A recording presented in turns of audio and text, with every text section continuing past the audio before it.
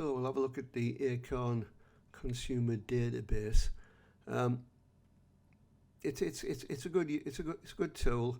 You get lots of information about it, but as usual, you know, we only have a small amount of effort we need to expend in any category of the assignment. So focus on what you're interested in.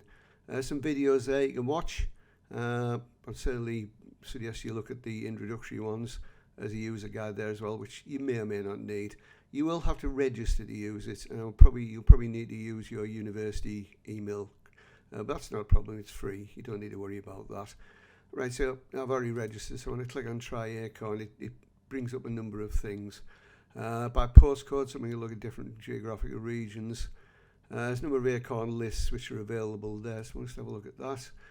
So this is how they categorise everyone, which is rather wider than the FSPDE type categorisation used for socio-economic status across the UK.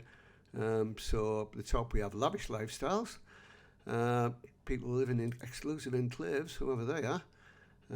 We'll have a look whoever they are. And there's an exclusive enclosure with a gate and, for all I know, machine gun nest. Anyway, moving back, okay, it's taking me back there, so we'll have to go back to where we were in here. It's always better to do right click and open. Okay, so we'll have a look at from Acorn lists again. We'll have a scroll down. Should have closed it up there, is what I should have done. So it takes us through exclusive wealth, mature money, so older people, I guess. Rising prosperity, which probably includes you, younger professionals, soon. Well, you soon anyway. Comfortable communities, successful suburbs, people who are starting out, comfortable seniors, and financially stressed. And right at the top we have students.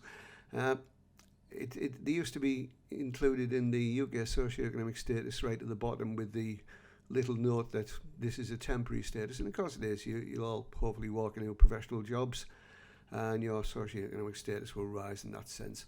And then down the bottom, urban adversity, looking at people in difficult circumstances, or social rented flats with families and single parents in deprived areas.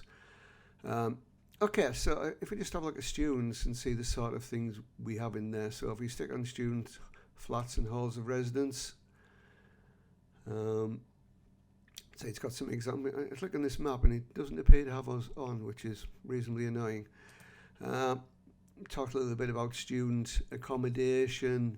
There's some specific data on student flats and residence, so it doesn't appear to have anything on it. But if you click up there, it has the age groups. I presume this is the sort of median, this line here. So the majority 18 to 24, as you might expect, but still a minority age over 75 for students was interesting. I doubt they're living in student residence. People who have children, again, many don't have most, a few have one, up to 3+. Country of birth, so we've got a UK, so the index for UK is 82. EU countries, unfortunately that's going to change in the near future, I suspect, down to Caribbean and structure, whatever that is. So what do we have over here? Yeah, a family with no children, a couple family with no children, a lone parent, and all students. We can scroll down a bit further and there's information about housing and things like so. If we click on housing, house size, the number of bedrooms, 1. Number of bedrooms, 5+, possibly multiple residents there. Household size, again, similar sorts of information. And you can download this information from various places in the system. Society, how many are on benefits, so how many on job seekers allowance, other benefits, income support, community engagement, members environmental group, the biggest group, unsurprisingly. Members of a social club, which probably includes student unions, of course. Parent school association and voluntary service groups, again, quite a big group. So as you can see, there's quite a lot of information here. And if you think, for example, your target group is going to be students, this is the sort of way you can get some information about them. Digital, we'll have a look at, that's obviously quite interesting. Buy online, so online auctions, quite a few. Buy toys online. Sports and leisure, quite a lot there, and again for hair and beauty products.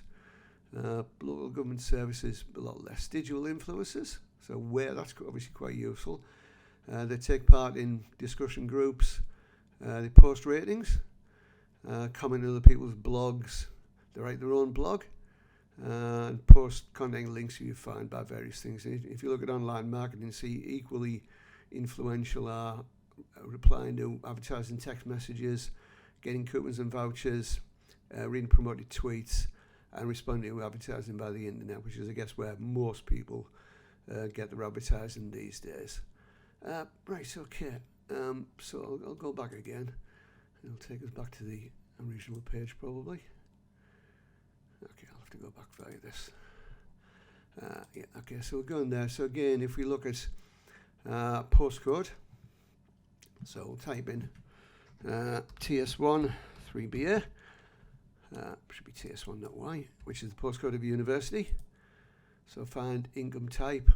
So you've searched for postcode. Well, the bulk of residents are not living in private households. Not surprising, there are many rentals, especially for students.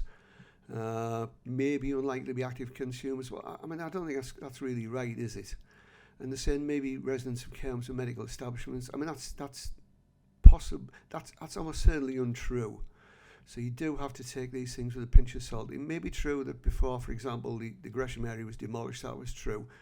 But most of the housing around the university now is students. So bearing in mind this may not be true. Yeah, okay, so that's all I want to say about Acorn, really. It's up to you to have a look at it yourself. We'll talk about it in the lectures and the various other activities we do. So thanks for listening.